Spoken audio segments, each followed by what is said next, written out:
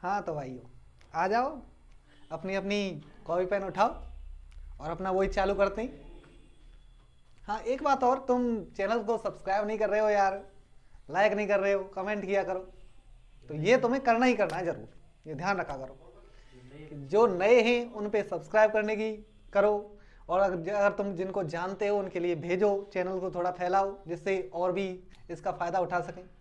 Free में सबको क्लासें मिल रही हैं, ठीक है, रेगुलर हम अपलोड किए जा रहे हैं क्लासों को, ऐसी बात नहीं है कि कोई रह जाए।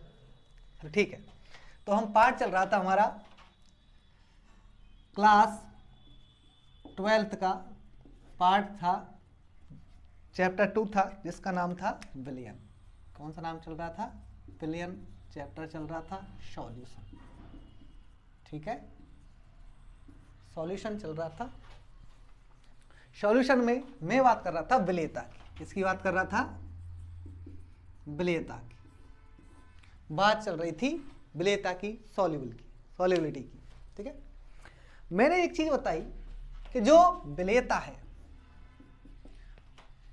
उसमें तुम यहां द्रवों के लिए पढ़ रहे हो, तो द्रव्य क्या क्या रहेगा? विलायक रहेगा। द्रव किसके लिए रहेगा? विलायक रहेगा। तो विलायक जो द्रव है उसमें गैस को भी डिसॉल्व करके देखेंगे हम, और ठोस को भी डिसॉल्व करके देखेंगे। गैस को भी और ठोस को भी। इनके जो कारक हैं वो किन किन चीजों पर निर्भर करते हैं या क्या होता है उनके बारे में थोड़ा सा अध्ययन करेंगे। तो विलेयता में मैंने बताया कि जो विलायक होते हैं, क्या होते हैं? विलायक होते हैं। वो दो तरह के होते हैं। जिन्होंने अगली क्लास नहीं ली वो क्लास ले सकते हैं, और इसीलिए मैं बता भी रहा हूं थोड़ा सा। तो विलायक दो तरह के बताए थे। एक तो बताए थे ध्रुवीय विलायक। कौन से विलायक? ध्रुवीय विलायक। और एक बताए थे अध्रुवीय विलायक। अध्रुवीय विलायक, दो विलायक बताए। मतलब जो सॉल्वेंट थे, कौन? सॉल्वेंट, उसको दो तरह से बांटा था, एक तो पोलर और एक नॉन पोलर। पोलर और नॉन पोलर, दो तरह के सॉल्वेंट्स थे। एक चीज और बताई, जो ध्रुवीय विलायक हैं उनमें तो आयन बनते, क्या बनते हैं? आयन। और अध्रुवीय विलायकों में आयन नहीं बनते हैं। ये मेन अंतर था। दूसरी चीज ये थी कि जो ध्रुवीय विलायक हैं, कौन से विलायक हैं? ध्रुवीय विलायक हैं, उनमें आयनिक ठोस जो थे वो ही सॉल्यूबल होते हैं, वो ही घुलनशील होते हैं। और अध्रुवीय विलायकों में और जितने भी ठोस हैं, चाहे वो सहसंयोजी ठोस हो या कोई तत्व हो, जैसे आयोडीन हो सकती है या फिर सल्फर हो सकता है, वो सब किस में आएगा? अध्रुवीय विलायकों में विलय होता है। ध्रुवीय विलायकों में सबसे अच्छा एग्जाम्पल था पानी का। किसका? पानी का। पानी एक ध्रुवीय विलायक है, ठीक है। और अध्रुवीय विलायकों में एग्जाम्पल किसका लिया था? बेंजीन लिया, एल्कोहल्स लिए थे, एल्कोहल लिए, कार्बन टेट्राक्लोराइड लिया, ये थे। मतलब ये कैसे विलायक हैं? अध्रुवीय विलायक। अध्रुवीय विलायकों में सहसंयोजी ठोस के अलावा जितने भी कौन से कंपाउंड्स हैं? कार्बनिक यौगिक जितने भी हैं। कौन से यौगिक? कार्बनिक यौगिक जितने भी हैं वो भी अध्रुवीय विलायकों में ही घुलनशील होते हैं। ये वाली बात बताई थी मैंने कल, ठीक है। जिन्होंने नहीं पढ़ा हो वो स्क्रीनशॉट ले सकते हैं, और जिन्होंने पढ़ लिया और वो फायदा ही फायदा है, कोई बात नहीं है, ठीक है। करो।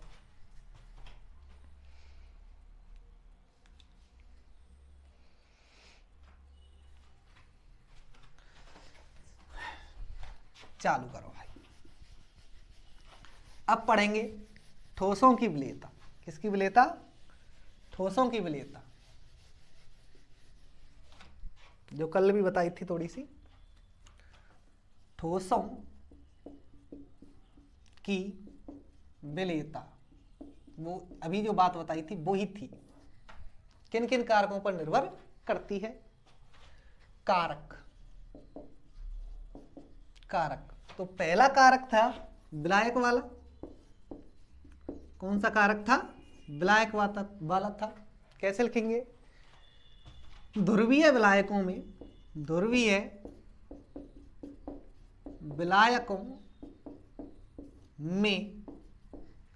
आयनिक ठोस, कौन से ठोस? आयनिक ठोस घुलनशील होते हैं। आयनिक ठोस घुलनशील होते, एक बात। ठीक है। दूसरी बात थी कि अध्रुवीय विलायकों में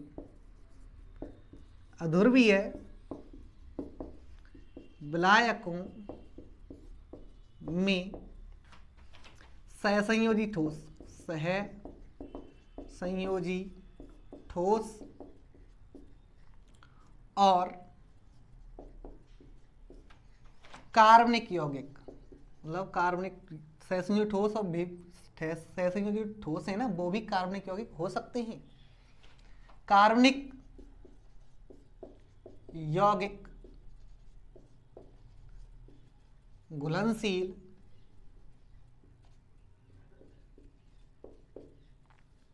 होते हैं। ठीक है। अब जो जल है, क्या है? जल है। जल जो है वो कैसा है? ध्रुवीय विलायक है। जल कैसा है? ध्रुवीय विलायक है। तो जो जल में अगर कोई चीज विलय कर रही है तो वो दो बातों पर निर्भर करती है, एक तो जालक ऊर्जा पर और एक जलयोजन ऊर्जा पर। कौन कौन सी? जालक ऊर्जा पर और जलयोजन ऊर्जा पर। अब जल और योजन दो चीजें, मतलब पानी में जुड़ने के बाद जो ऊर्जा निकलेगी, पानी में जब कोई क्रिस्टल को तुम जोड़ेंगे, डालेंगे या क्रिस्टल बनाएंगे किसी भी यौगिक का, जैसे तुमने क्रिस्टलीकरण पढ़ा होगा। क्रिस्टलीकरण क्या करते कैसे हैं? किसी भी चीज, कोई भी यौगिक है, उसको पहले पानी में डिजोल्व करते हैं, फिर उस पानी को गर्म करते हैं, तो गर्म करने के बाद उसके क्रिस्टल प्राप्त हो जाते हैं। और इकाई अणु में, कोई इकाई अणु ले रखा है, उसमें पानी के जितने भी मॉलिक्यूल हैं उसी को बोला जाता है क्रिस्टलन जल। जैसे तुमने एक फॉर्मूला पढ़ा होगा, जैसे CuSO4 और 7H2O होता है या 5H2O होता है, दोनों ही हो जाता है वो। 7H2O होता है या फिर 5H2O होता है। ठीक है। तो जो ये तो मेन कंपाउंड है, ये तो मेन कंपाउंड है। अब इसके साथ जितने भी पानी के अणु उसके साथ जुड़े हुए हैं, जितने भी पानी के अणु उसके साथ जुड़े हुए हैं, किसके साथ? अब मेन कंपाउंड तो इतना बड़ा हो गया, ये फॉर्मूले वाला इतना ही है। ठीक है। तो ये H2O जितना जुड़ा हुआ है उसी को बोलेंगे क्रिस्टलन जल। मतलब CuSO4 के एक क्रिस्टल में 7 क्या है? पानी के अणु प्रेजेंट हैं। ठीक है। कितने प्रेजेंट है? 7। 5H2O भी हो सकता है। आगे सुनो। जल में घुलनशीलता, जालक ऊर्जा तथा जलयोजन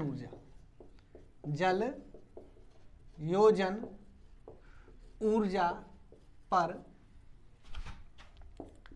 निर्भर करती है।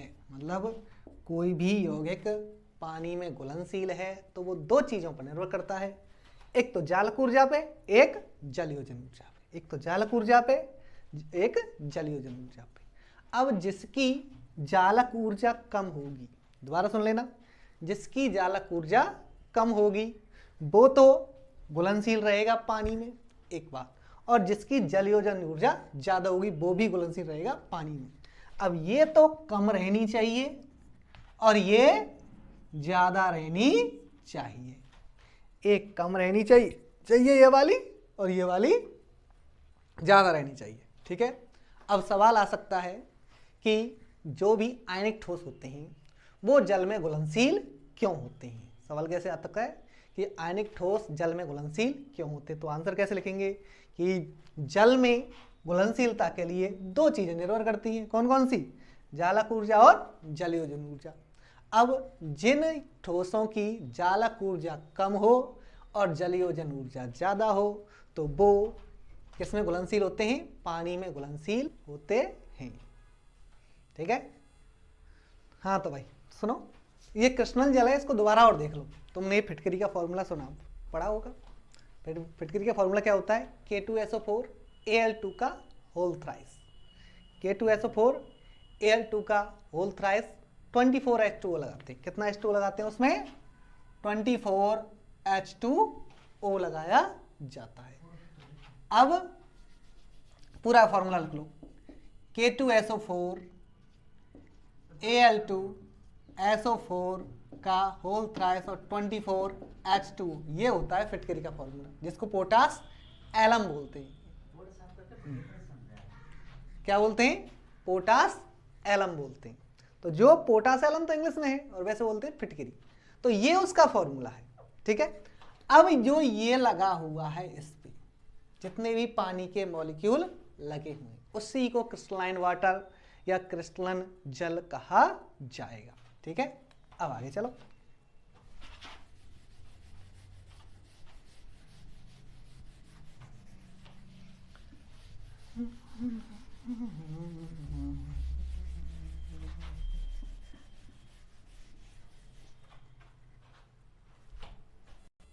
हाँ तो भाई है को यहां तक। अब आगे चलते हैं। विलायक की प्रकृति थी जो बता दी। अब चलते हैं ताप का प्रभाव। ताप का प्रभाव, और चिंता मत करो, सब कुछ समझ में आएगा। वीडियो को लाइक कर देना और चैनल को सब्सक्राइब करना है सबको, ठीक है। ताप का प्रभाव सुनो।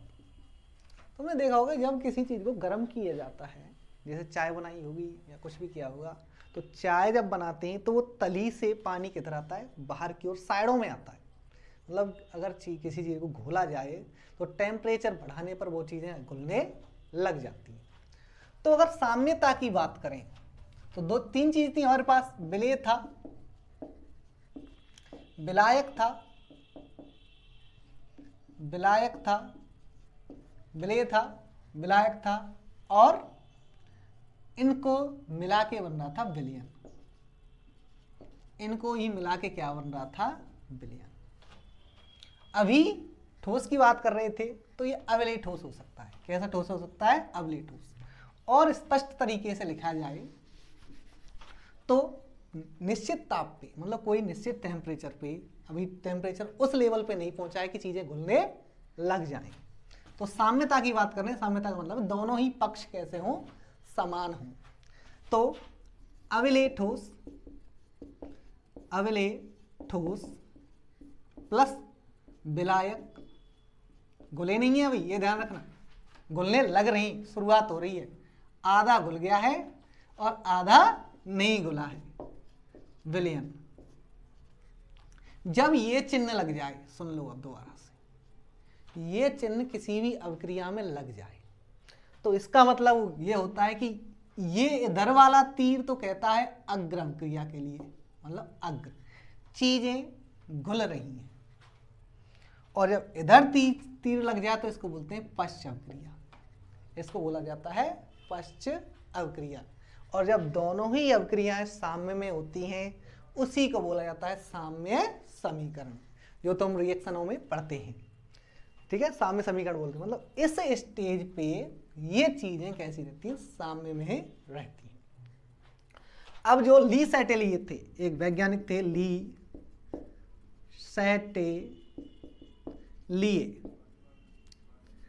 सैटेलिए, इनका नाम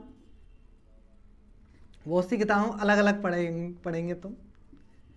लियर भी लिखा हुआ है किसी किताब में, किसी किताब में ली सैटेलियर लिखा हुआ, किसी में ली सैटेलिए लिखा हुआ है, वो अलग अलग बात है, ठीक है।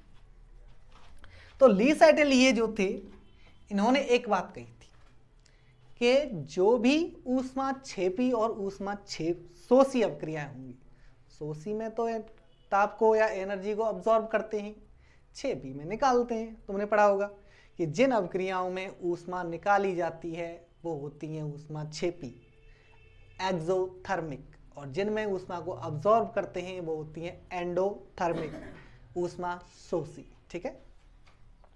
उन्होंने कहा ताप के प्रभाव के लिए यदि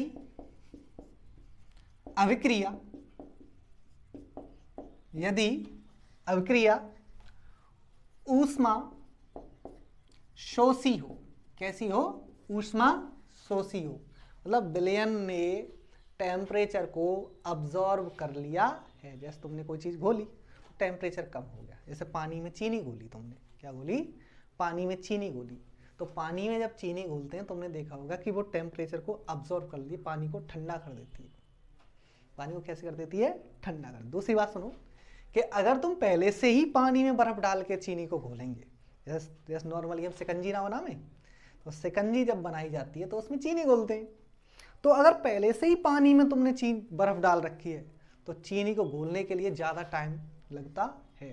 तो उसको हिलाते जाएंगे, चीनी बहुत देर में जाके घुलेगी। इसका मतलब ये है कि जितना टेम्परेचर चीनी कम करने वाली थी उतना पहले से ही बर्फ ने कम कर दिया है, इसलिए चीनी को घुलने में क्या लगता है? टाइम लगता है। तो यदि अभिक्रिया ऊष्माशोषी हो, मतलब ऊष्माशोषी विलयन बनाया जाए, क्या बनाया जाए? ऊष्माशोषी विलयन बनाया जाए, तो डेल्टा एच जो ऊष्मा है वो कैसी हो? नेगेटिव हो। डेल्टा एच कैसा हो? नेगेटिव हो। यदि अभिक्रिया ऊष्माशोषी डेल्टा एच नेगेटिव हो तो ताप बढ़ाने पर, क्या करने पर? ताप बढ़ाने पर, मतलब पानी पहले से ही जो विलायक है वो गर्म है, ताप बढ़ाने पर विलेयता में वृद्धि हो जाती है। क्या हो जाती है? विलेयता में वृद्धि हो जाती है। एक बात, ठीक है, कौन सी अभिक्रिया हो? ऊष्माशोषी अभिक्रिया हो तो विलेयता में क्या होगी?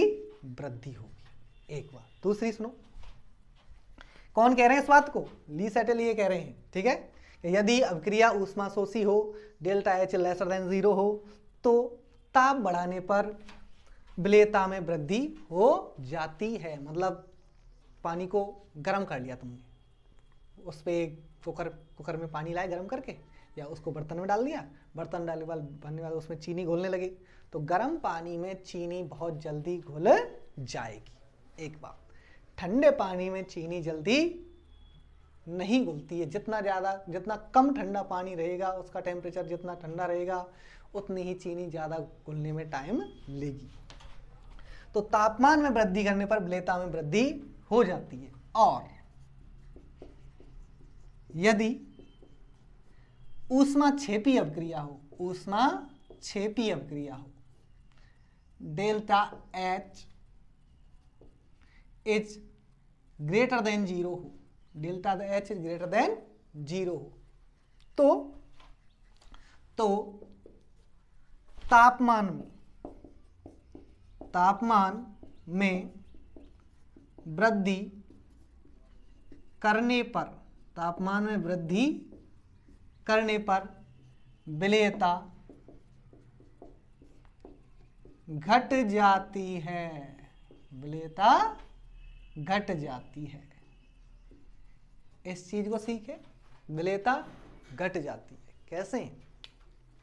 अब सफेदी लाए तुम, सफेदी सब जानते हैं, घर को पुताई के लिए चेक करते हैं ना यूज। तो उस सफेदी को जब पानी में घोलते हैं, जैसे चपटा में तुमने घोली, मटके में या कोई और बर्तन में घोली, तो बर्तन तुम्हारा क्या हो जाता है? गर्म हो जाता है। इसका मतलब ये है कि उसको घोलने पर वो टेम्परेचर को क्या करती है? रिलीज करती है, टेम्परेचर को निकालती है। और निकालने पर कौन सी अभिक्रिया होगी? ऊष्माक्षेपी। तो ऊष्माक्षेपी हो तो तापमान में बढ़ाने पर विलेयता क्या होती है? घट जाती है। विलेयता घट जाएगी क्योंकि उस विलायक का पहले से ही टेम्परेचर ज्यादा कर रखा है। उस विलायक का टेम्परेचर ज्यादा कर रखा है। सीख गए इस बात को? एग्जाम्पल देखा जाए तो इसमें चीनी बताई था, इसमें सफेदी ले सकते हैं, कुछ और एग्जाम्पल ले लिया जा सकता है, ऐसी कोई बड़ी बात नहीं। इसका स्क्रीनशॉट दे सकते हैं आराम से।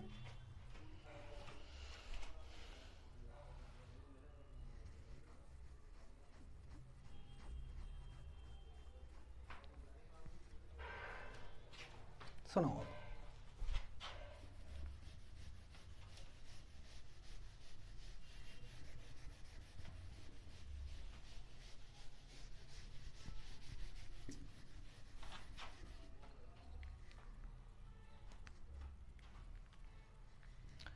ऊष्माशोषी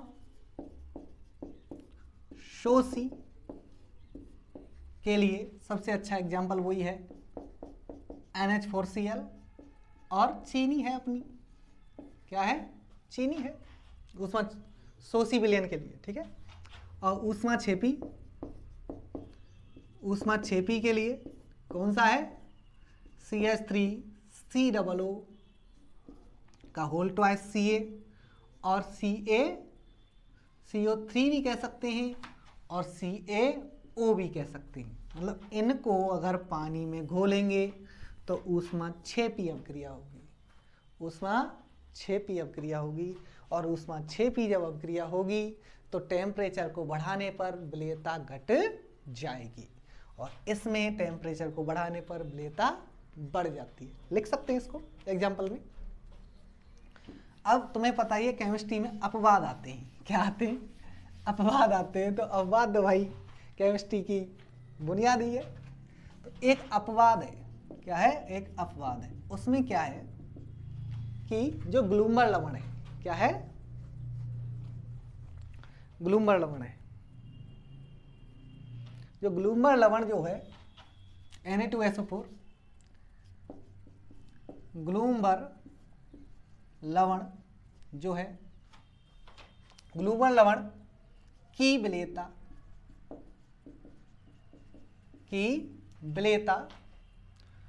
32.4 डिग्री सेंटीग्रेड तक तो बढ़ती है। मतलब तापमान को बढ़ाएंगे तो 32.4 डिग्री सेंटीग्रेड तक तो बढ़ेगी, ठीक है। इसके बाद घटने लगती है, और इसके बाद घटने लगती है। किसके लिए है ये, ग्लूमर लवण के लिए है, स्पेशल एग्जांपल है, इसको याद रख लेना।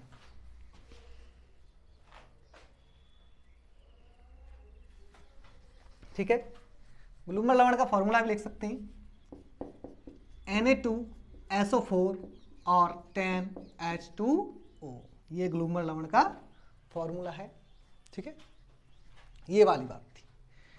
इतने तक तो बताया था हमने ठोसों की विलेयता। तो ठोसों की विलेयता दो चीज़ों पर मुख्यतः निर्भर करती थी, दाब पर तो इतना प्रभाव डालती नहीं है। तो कौन कौन से थे, एक तो विलायक की प्रकृति थी, जिसमें विलायक दो तरह का था, कौन कौन सा, ध्रुवीय और अध्रुवीय। और एक तापमान था, जिसमें ली सेटेलिए की बात आई थी। एक बात हटाऊं, अब सुनो, अब आगे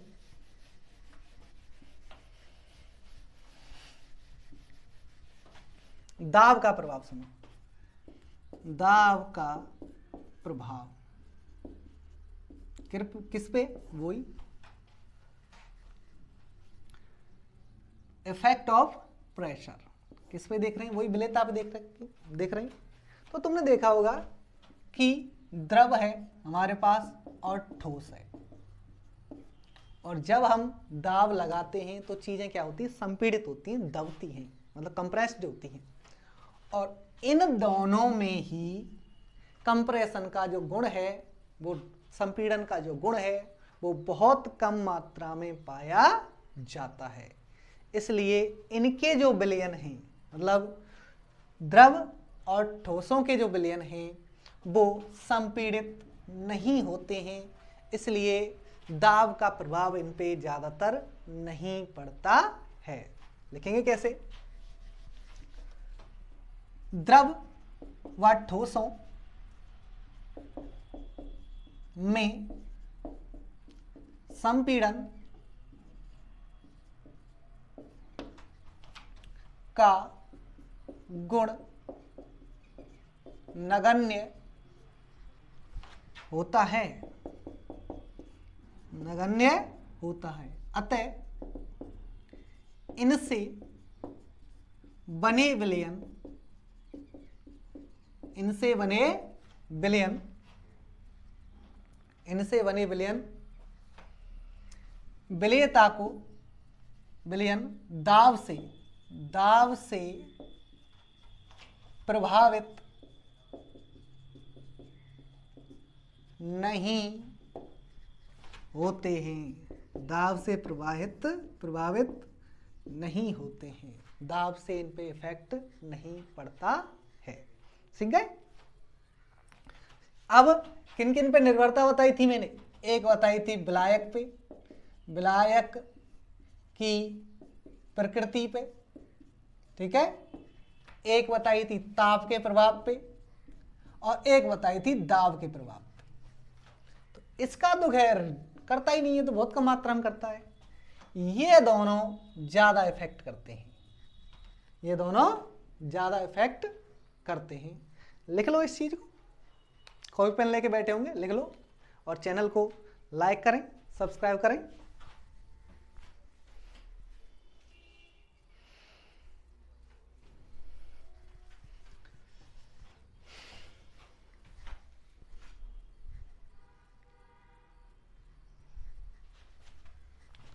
अब गैसों की विलेयता सुनो, दाब की हो गई, अब गैसों की।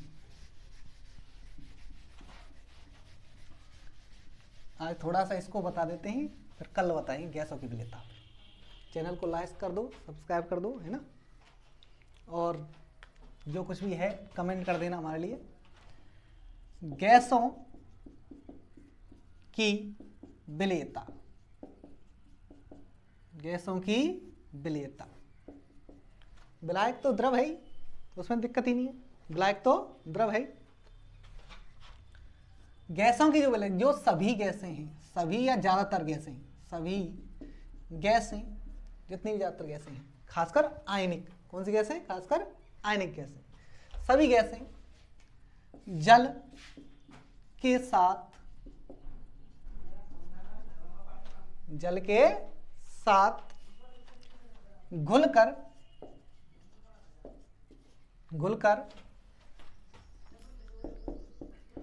वास्तविक विलयन बनाती हैं, वास्तविक विलयन बनाती हैं। वास्तविक विलयन का मतलब है वो आसानी से विलयन में दाब लगाकर घोली जा सकती हैं। अब जो जल है, एक चीज सुनो, ये क्या है, जल। तो जो जल है वो कैसा है, ध्रुवीय विलायक है। कैसा है, ध्रुवीय विलायक है। तो जितनी भी आयनिक गैसें हैं वो सबसे ज्यादा जल में घुलनशील होंगी, एक बात। दूसरी बात, तुमने कोल्ड ड्रिंक्स देखी है, सॉफ्ट ड्रिंक्स या कोल्ड ड्रिंक्स, या कोल्ड ड्रिंक्स हैं, तो कोल्ड ड्रिंक्स में कार्बन डाइऑक्साइड गैस को भरा जाता है, उसी से ही वो झाग जब खोलते हैं उसको हिला के तो झाग निकलते हैं। तो झाग किसके होते हैं, वो कार्बन डाइऑक्साइड्स के। जितनी भी सॉफ्ट ड्रिंक्स होती हैं उनमें, जितनी भी सॉफ्ट ड्रिंक्स होती हैं, चाहे वो पेप्सी है, कोका कोला है, जिनमें झाग बनते हैं, तो झाग किसके बनते हैं, कार्बन डाइऑक्साइड के।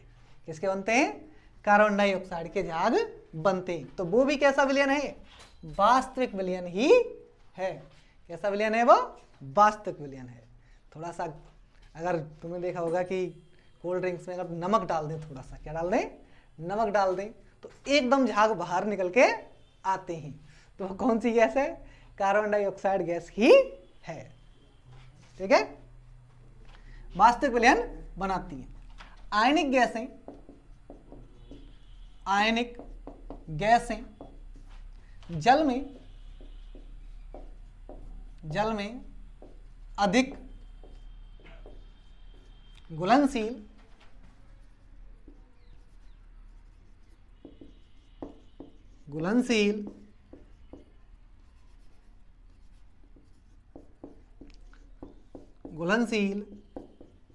होती हैं। आयनिक गैसें जल में अधिक घुलनशील होती हैं, बहुत जल्दी घुल जाती हैं।